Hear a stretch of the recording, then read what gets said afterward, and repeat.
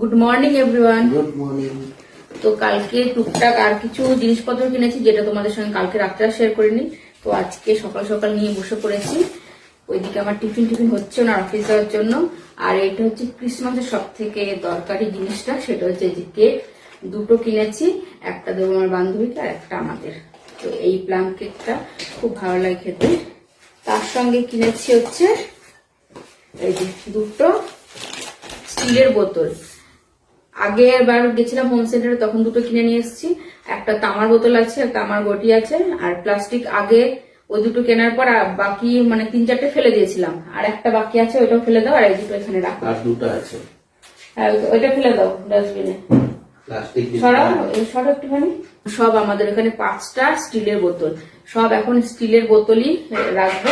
ওই দুটো ধোবো, ধুয়ে তারপর জল ভরবো। তো এই ছিল। আর কালকে একটা রোল অন কিনেছি, এই যে এটা।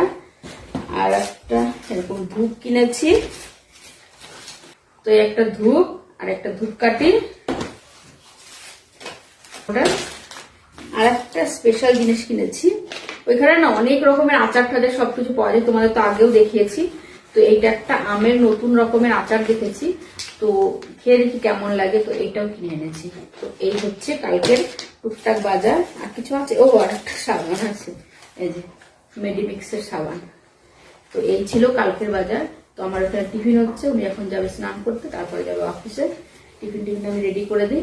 তো চলো, মিনি ব্লগটা এখানে শেষ করলাম। কেমন লাগলো জানিয়ে দিতে, জিনিসগুলো কেমন লাগলো জানিয়ে দিতে। Bye bye.